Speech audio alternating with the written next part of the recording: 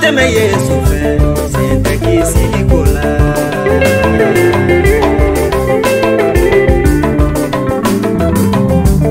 Togo babe ika utemogodu arijenela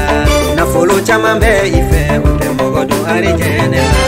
ni mada Yesu la ni matugu Yesu la ni maso Yesu ma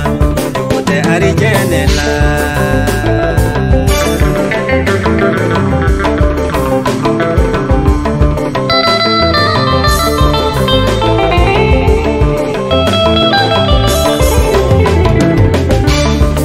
Babe ika utemogodu arijenela kalamba be ila utemogodu arijenela ni mada Yesu la ni matugu Yesu la ni maso Yesu ma utesa kurula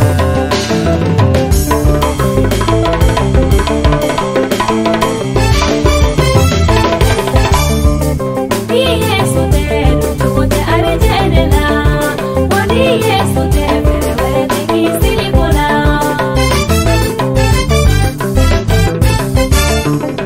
Tunga punya blalala Aya tunga punya blalala nina Imado ala yefama yesanga nyoti alala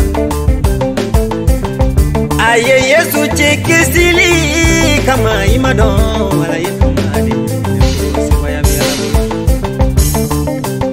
Sojola upana kabakuru mina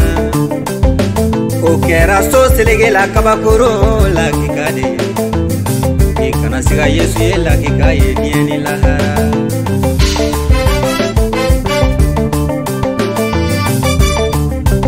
Mogo mana sanke me palo nyela Mogo mana sanke me palo nyela Dona popali makarsa yefolo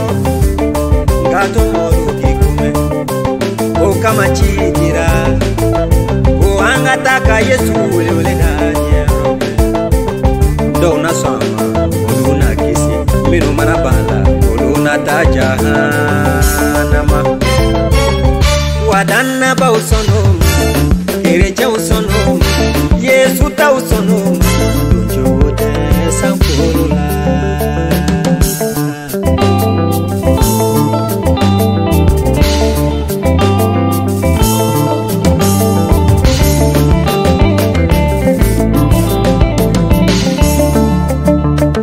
Ni aladon ni ma Yesu don alisaima aladon ni aladon ni ma Yesu don alisaima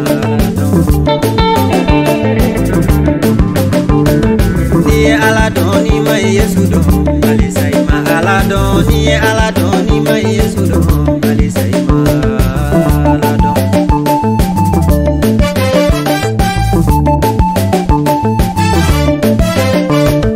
ni aladon ni ma Yesu don